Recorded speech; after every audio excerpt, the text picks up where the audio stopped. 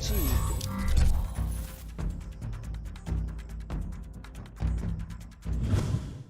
What is up, everybody, and welcome to Studio de Jeffrey. On a weekend, thought I'd have time to sneak this in before my first fantasy draft, 4 o'clock. Got 33 minutes till tip-off there. I got the 7th overall pick. Hopefully nobody that I'm in the league with watches my video. I'm planning to get Mix in there at 7. That's my plan. And then on the turnaround coming back the other way, I'm also planning on taking a running back. 2 running backs with my first 2 picks, no matter what, in every fantasy league. Because while running backs don't really matter in the NFL, they certainly matter in fantasy. There's only 15 that are worth a damn in the whole league. You got to get 2 of them guys. All right, now, Cowboys have cut their roster down to 53 people. Let's talk about what it means, some of the surprise names that did not make the initial 53-man roster, and why that's all going to be okay. Also, Brandon Carr, our old friend, visited the Cowboys. What's that about? And could he help this team? Or are they just using Brandon for Earl Thomas purposes? We'll get to that. But first, see how close I was to nailing this 53-man roster. 3 quarterbacks, Dalton. Why did I say Dalton first? Dak, Dalton, and DiNucci. Dak, Dalton, DiNucci, Triple D. Ezekiel Elliott, Tony Pollard, and Rico Dowdle, the South Carolina undrafted free agent, initially is going to make this team as a 3rd running back. Wide receiver, they're keeping 6 right now. Amari Cooper, Michael Gallup, CeeDee Lamb, Cedric Wilson, Noah Brown, and Ventel Bryant. Nailed it! I didn't nail the Dowdle one, though. I was going with just 2 running backs and get Dowdle to the practice squad and call him up if you need him. But that's cool. Tight end, they kept an extra as well. Blake Jarwin, Blake Bell, Dalton Schultz, Sean McKeon, undrafted free agent again, making the team right there. Offensive line, they're going Tyron, Lyle Collins, Cam Irving, Brandon Knight, Terrence Steele. Shout out Terrence Steele for making the team. Zach Martin, Connor Williams, Connor McGovern, Joe Looney, Tyler Biotish. So that's 10 offensive linemen. I missed one name, but I did have the 10. You know your 3 specialists. Let's go to defense. Tank, Alden Smith, Everson Griffin, Dorrance Armstrong, Bradley Anai, Tyrone Crawford, Antoine Woods, Dontari Poe, Tristan Hill, Neville Gallimore, I believe. Yeah, it was 10 for 10 on that. Van Der Esch, Jalen Smith, Sean Lee, Joe Thomas, Luke Gifford, just 5 linebackers, and we'll get to that in a second. Secondary, Trayvon Diggs, Chidobe Awuzie, Jordan Lewis, Anthony Brown, Darrell Worley, Reggie Robinson, Xavier Woods, Donovan Wilson, Darian Thompson. 2, 3, 4, 5, 6, 7, 8, 9. Might have nailed that too. No, I think I had one more DB. I don't remember who, though. But anyway, that's your 53-man roster. What is worth noting? Well, I think a lot of people got excited about the undrafted free agent linebacker Francis Bernard. Francis Bernard is not making the initial 53-man roster, but this needs to be mentioned because one thing, the secondary guy I was missing was Clinton Dix, but they'll add one. We'll get to that in a minute. Francis Bernard, though, Utah, linebacker. I had him with a 3rd or 4th round grade, late 3, 4th.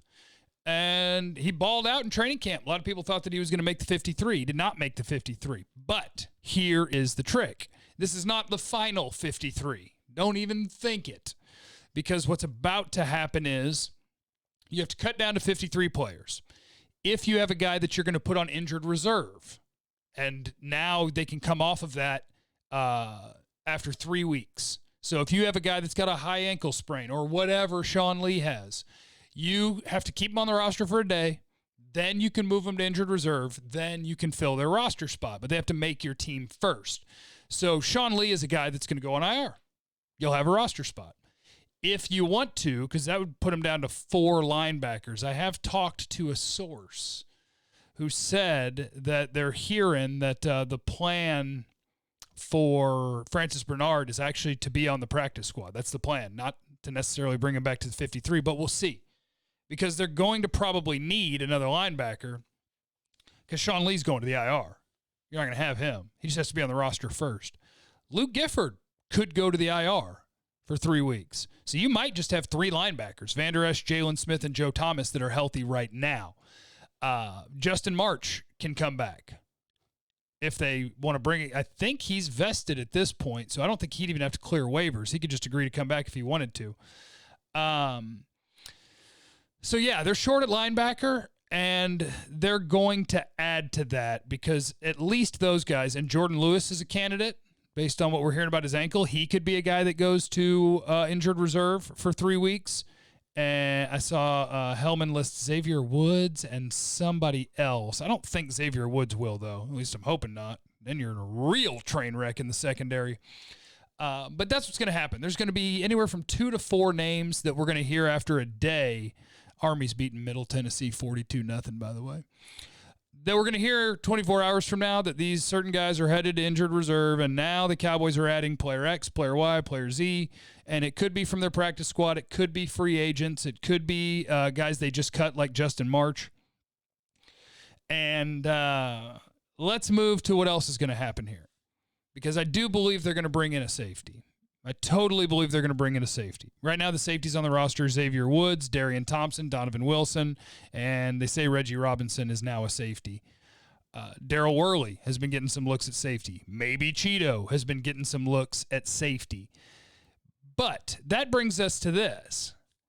Yesterday, is that right? My days get thrown off. Yesterday, the Cowboys had Brandon Carr in for a visit. Brandon Carr's an old man in NFL years these days. But what happened with Brandon Carr last year, I looked this up as soon as I saw that he was visiting. Because the initial response, and this isn't necessarily wrong, because I promise that this at least happened. You visit with Brandon Carr, and last year he was teammates with Earl Thomas. So you ask him about Earl.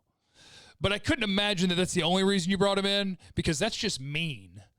Like, hey, Brandon, come talk to us. We want to talk to you about something football. Let's come on over. And he's like, all right, sweet. I'm going to go sign a contract. And he sits down, and Jerry's like, well, Brandon, thanks for stopping by. I just wanted to see, do you think that Earl is a psychopath, a sociopath, a narcissist? What went on with Earl there? And if you tell me that, that'd be good. I don't think that's how that meeting went. So I think there's a possibility they're interested in Brandon Carr. Because when you go look at the numbers for Brandon Carr last year, what you will find is that for weeks 1 through 7, Brandon Carr played outside corner for Baltimore. And when you look at weeks 9, their bye week was week 8, 9 through 17, the last 9 games of the season for Baltimore, Earl Thomas was basically playing strong safety. So, you know, when you're a corner that gets to age, what is he, 33? You get to that age, that's when you kind of start thinking about playing safety because you can't quite move like you used to. Gosh, and I wouldn't think that Carr, in terms of the tackling aspect, you would think of him as a great safety. And I will dig into the tape.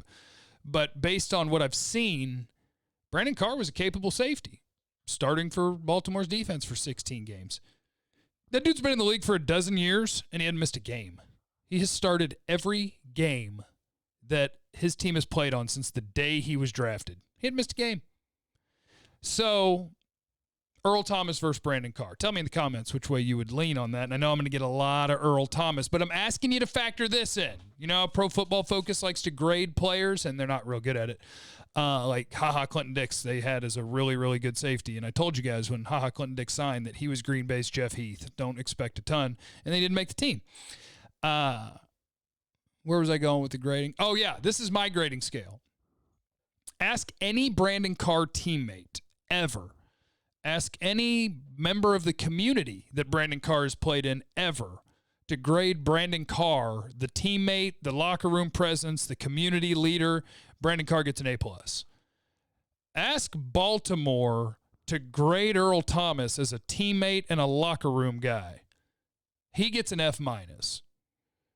I don't understand how everyone just kind of overlooks it and goes, I think he's still good.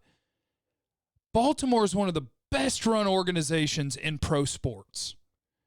And Baltimore's entire team said, guys, we don't care about the cap. Just get him out. The veteran leaders on that team, on a Super Bowl contender, said, we don't care that it's going to put us at a competitive disadvantage with the salary cap and there's going to be a butt ton of dead money. Just get him off our team. That happened. So I would just encourage people out there, be open to the idea of signing Brandon Carr. A+ locker room. I would say Earl's a better safety today, but technically, are you looking for a strong safety? because that's what Brandon Carr just transitioned to. And I know that it's not like Baltimore brought him back or anything. They did let him go, but God, they didn't pay him $25 million against the cap to leave like they did with Earl. So the Brandon Carr thing, I'm sure they asked him about Earl Thomas because why not, right? And the Cowboys are doing their due diligence on Earl. You better believe it. A lot of media folks out there are real butthurt that Kevin Turner has a scoop and they don't, and so they all are scrambling like, oh no, because most of them get their info from Jerry or Steven. So if those guys are willing to button it down and not tell people, now you got these people who break stories for a living like, no, I can't believe that. But they're not saying that out loud, but that's what they're doing in their head. Like, this is bull. He doesn't have a scoop. Yeah, he does. So there's that. All right, I'm going to get ready for my fantasy draft. I just wanted to hit you guys with the 53-man roster there and the idea, plant that seed. Don't be afraid of Brandon Carr. Yeah, he's becoming an old man in football, but he's transitioned to the position where corners have to go at some point. He's not out to pasture yet. He can still play, and he's a badass dude. You want Brandon Carr in your locker room. You want Brandon Carr on your team. So, Earl or Brandon, let me know in the comments, and let me know what you want to talk about tomorrow. Sorry, I don't have mailbag time today. You know, I got to do all this massive prep for my draft, and by massive prep, I mean hop onto some sort of meal delivery service and see what I'm hungry for. So, I love you guys. Thank you for watching, and we will see you tomorrow. We'll see you on the radio as well, Monday through Friday in the G-Bag Nation. I love you. Bye.